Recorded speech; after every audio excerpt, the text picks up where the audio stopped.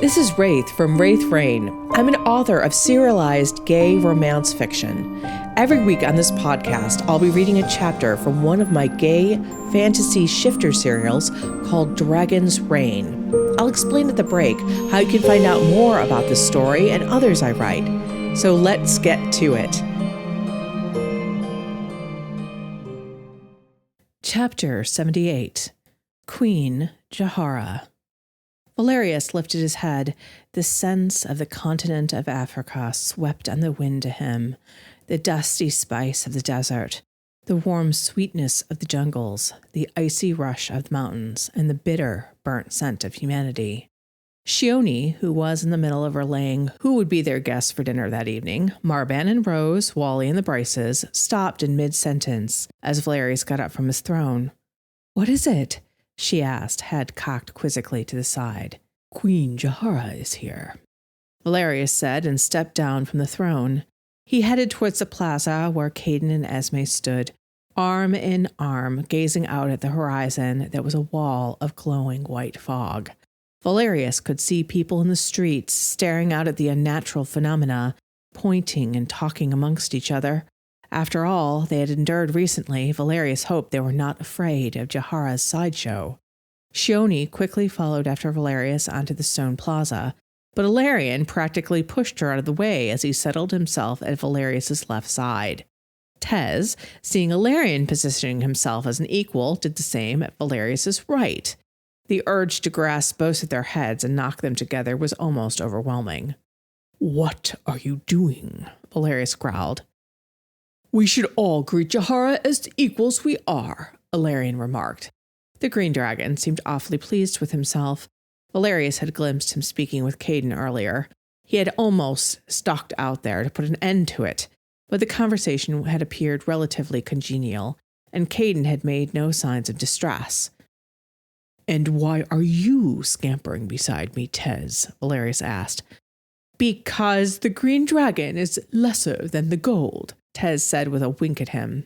Valerius stopped in mid-step, which had the two dragon shifters stumbling forward. This allowed Shioni to step up to his side. She smiled and shook her head as she joined him. He offered her his arm, which she took. They walked past the green and gold dragons, who were scowling at each other and not at him, as if the other were responsible for losing face. "Well played," Shioni murmured with amusement. "I have my moments," he answered. Upon hearing his voice, Caden turned excitedly towards him and jogged the 10 feet that still separated them. There was high color in the boy's cheeks, and his eyes were wide with excitement. Valerius grasped him around the waist and lifted him up before spinning him around. Caden laughed. He gently set Caden down on his feet. The young man leaned against him still, cheek turned to the side, resting against his chest, humming softly. "Hey!" Caden cried. "Queen Jahara is coming. Esme says the fog." "Yes, that is her. She controls the wind and can create fogs and mists that can stagger the senses." Valerius squinted at the fog while approaching. "That one is 100 feet tall, I think. Impressive." "It's so cool. Really excited to meet her," Caden enthused. Valerius was not surprised.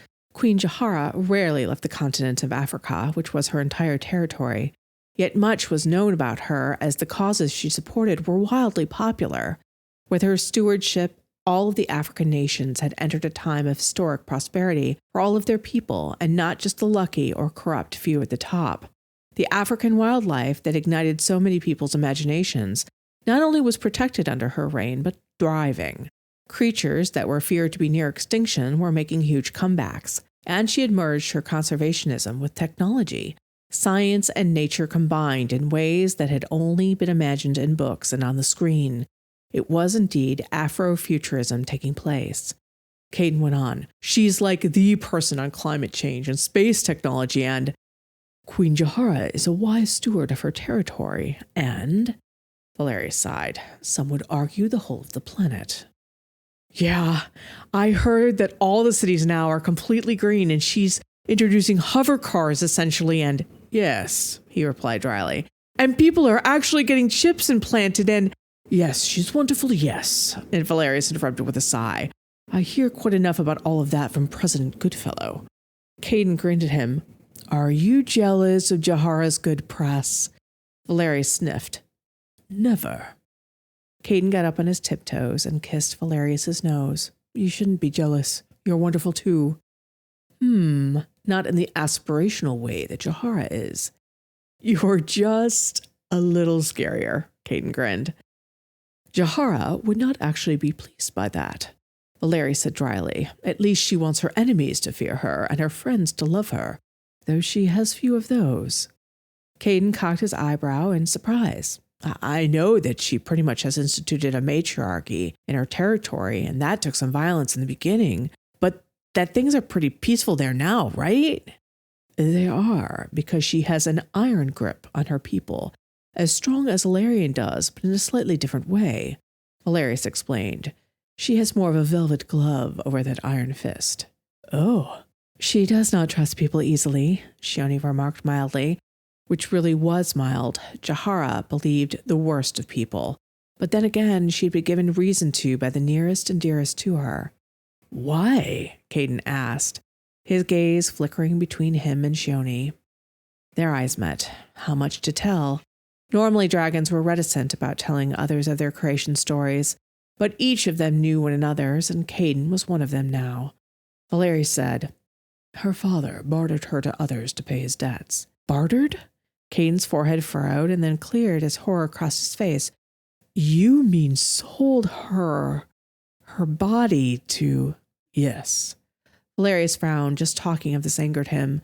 What had happened to Jahara had left a mark that had not left her to this day. She had an antipathy towards men that was well earned, but she was suspicious and quick to suspect treachery of everyone. But she was very smart and very patient. She slowly stole and hid the things she needed to escape her father and her abusers, and for her to take her revenge. How? What did she do? Caden looked to be all huge eyes at that moment. One day, when her father went to town, she slipped her bonds and managed to elude her jailers, Valerius explained, imagining her fleet-footed race on bare feet into the thick jungle, heart in her throat, eyes wide with adrenaline and fear as she looked for predators, both animal and human. Her father and 3 others tracked her, but what they did not understand was that she was tracking them in return. Things did not go well for them, I take it, Caden guessed. She used poison blow darts to take down 3 of the 4 men, her father first, Valerius explained dryly at Caden's wince. But the last man caught her. She is not a large person, she struggled, but physically she was no match for him. Please tell me that her spirit found her then. Caden's eyes glowed for a moment with a white light, much like his did when anger suffused him and Raziel surfaced. But Valerius's eyes glowed red, while Caden's glowed white. Zephyra found her, Valerius assured him. I can well imagine what happened to the guy attacking her. Caden was grinning. Yes, you can. One of Zephyra's abilities is to create a scalding mist. His meat was cooked on the bone, Valerius explained. Oh, gross. Deserved, but gross. Caden twisted around to look at the fog bank that glowed of its own accord. He squinted and let out a gasp.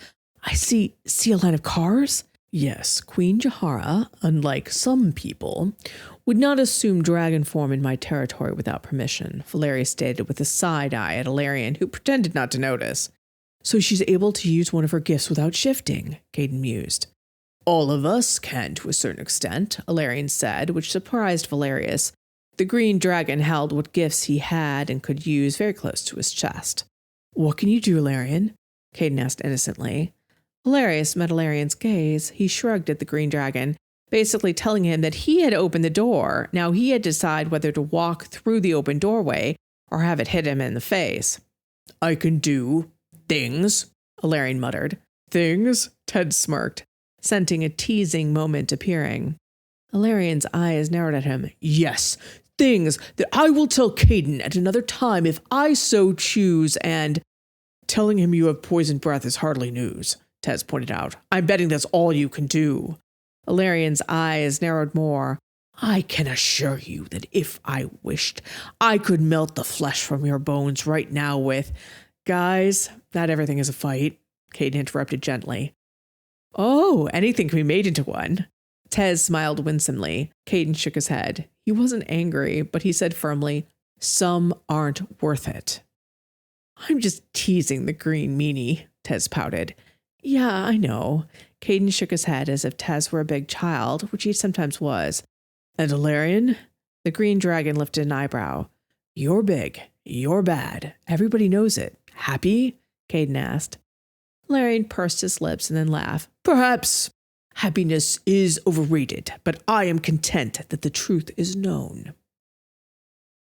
I hope you're enjoying Dragon's Reign so far.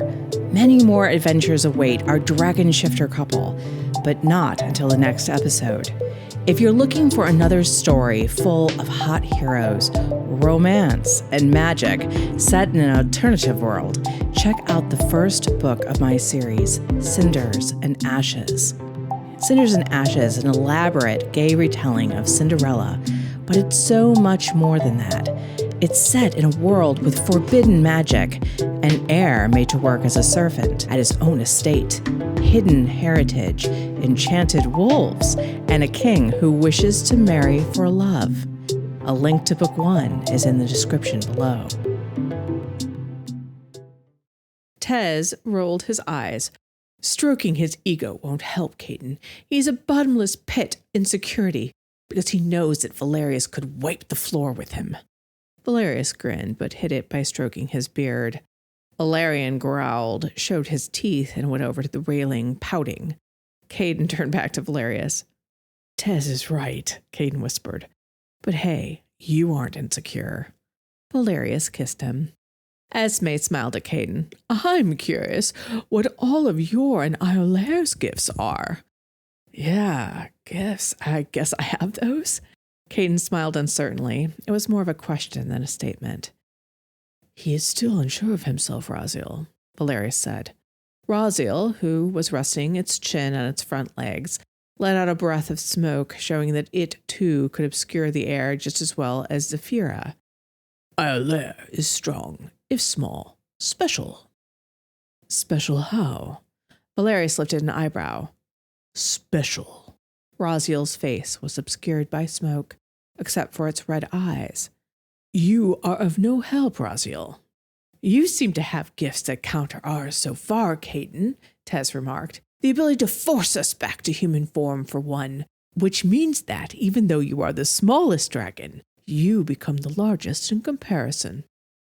"Are you worried about that, Tez?" Esme asked. "Me? Bah! No, Eldaron is too beautiful for Iolair to send it away." Tez crossed his arms over his chest. "I wouldn't use the power on you, Tez. I just had to stop the fight," Caden assured the gold dragon. "I promise." Tez hummed, but then beamed. "I believe you. It would just be so unnerving to shift without the desire to do so." "I'm sure." Caden sounded sorry.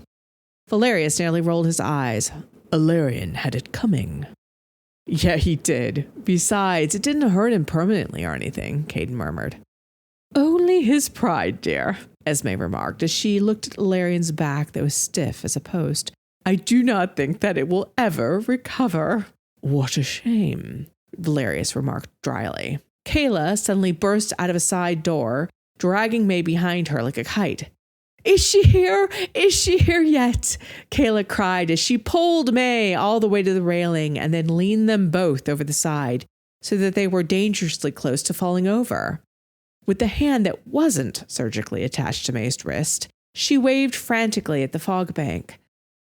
"I do not think she can see you yet, Kayla." May yanked her wrist free of Kayla's hand and rubbed it. Kayla bobbed up and down in the balls of her feet. "She's coming! She's coming!" May's eyes narrowed. "Yes, so she is. How wonderful." "Is May not a fan of Jahara?" Caden asked. "I would have thought with both of them being so into technology that they'd be fast friends." Valerius snorted and ran his hands up and down Caden's back. "May thinks of technology as something to be utilized.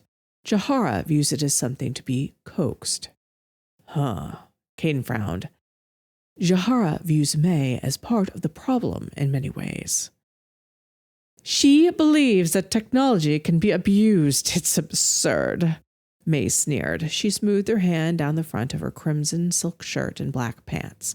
And you shouldn't expect her to like you either, Caden. Why?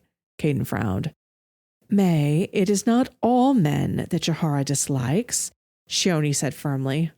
All men are suspect until she checks them out. Caden is not just a man, but a dragon. One that came out of nowhere, May answered with a wave of her hand. Her smile was not kind. Valerius, you know her. She will not be friendly. Caden blinked, but it is all right, Caden. Jahara will be suspicious, but you'll win her over. That is highly unlikely, May scoffed. Look at that fog wall. It's a show of power. We can't see how many people she brought with her. May was right, but Valerius had no concerns about Jahara. If she brought an army, he could deal with them, just as he had dealt with May's people.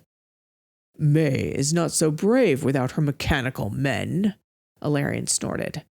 Her arms crossed over her chest tightly, her eyes narrowed. You speak tough now, but Jahara has absolutely no love for you, Alarion. As if I care. Alarion shook his head in disgust.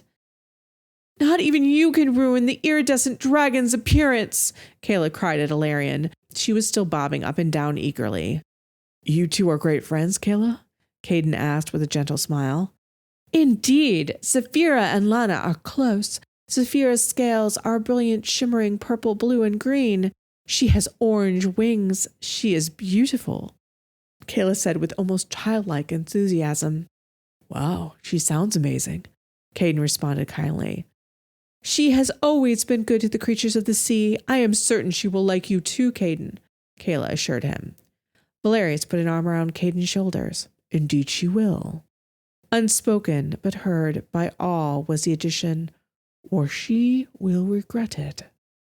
Alarion let out a dark chuckle. Tez's eyebrows rose. May smiled with a wicked satisfaction, while Esme simply shook her head. She is our guest, Valerius, Shioni chastised mildly. I do not recall inviting her, but she will be treated with respect, he answered just as mildly with the unspoken, so long as she acts with respect. Oh, that fog is almost here. It's so cool, Caden exclaimed and pointed towards a towering wall of white streaked through with blue and white light.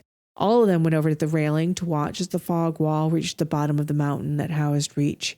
Valerius watched as the city was swallowed up and the light seemingly extinguished. The wall drew closer and closer and reminded him of boiling clouds. Caden drew closer to him as the first wisps of it touched their faces, kissing their skin with dampness.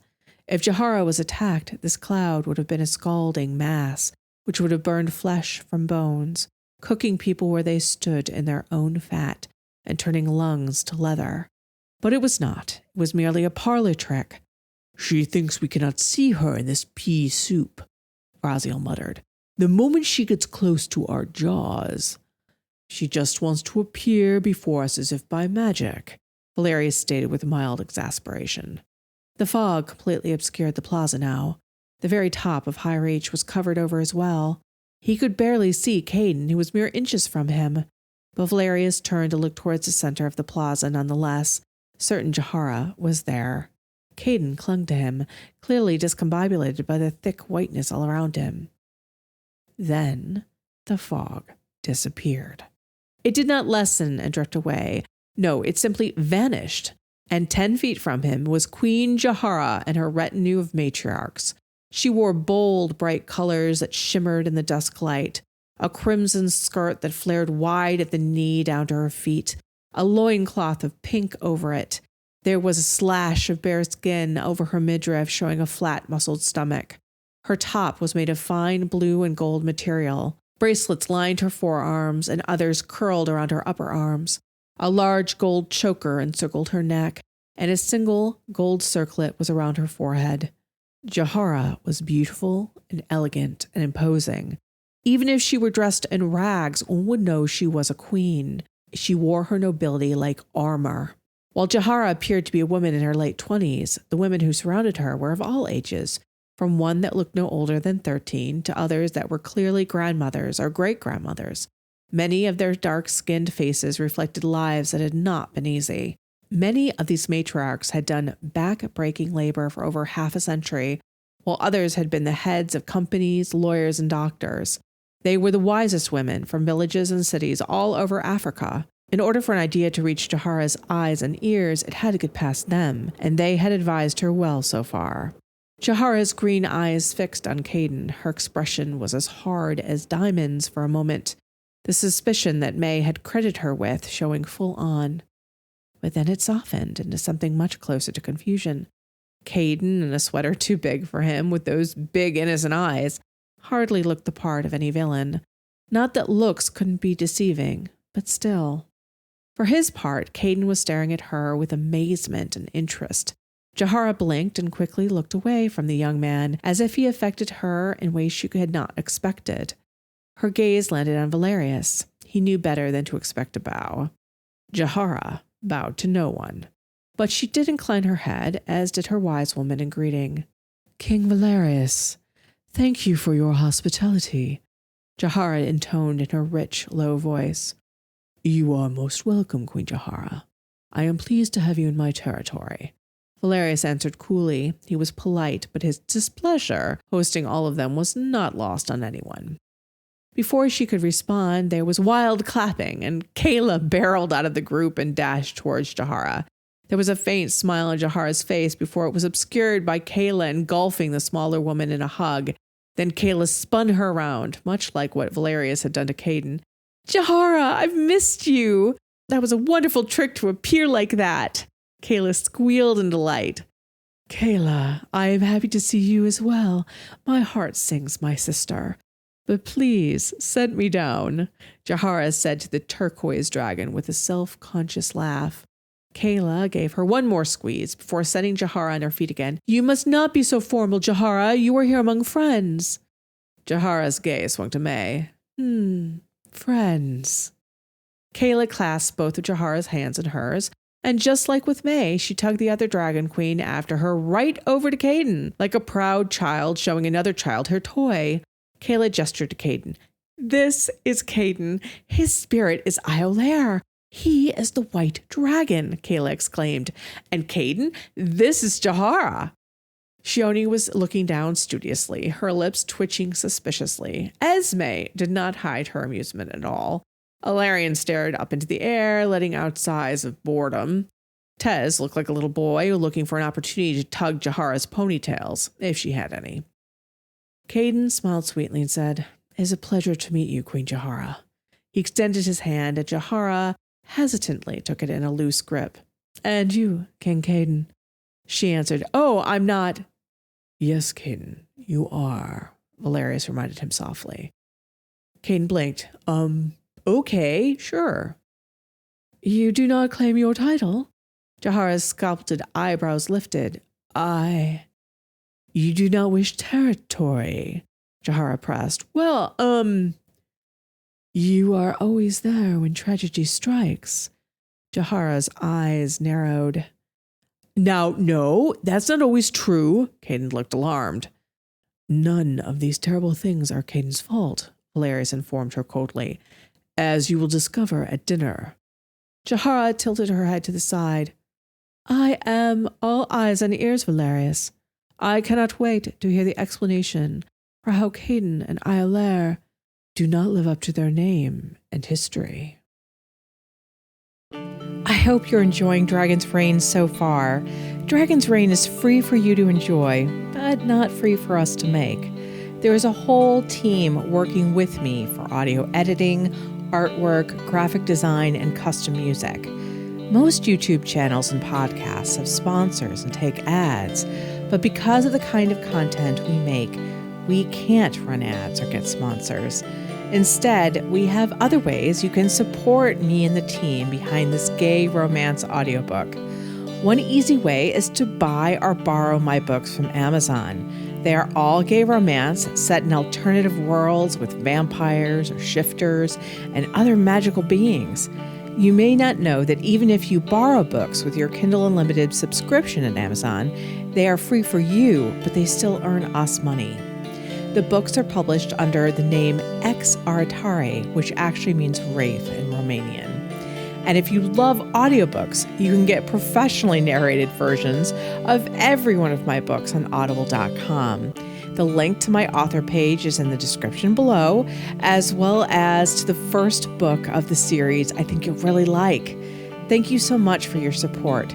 People like you enable me and the team to keep writing these stories of gay romance, magic, monsters, and true love, and producing this very fun podcast for everyone. Thank you.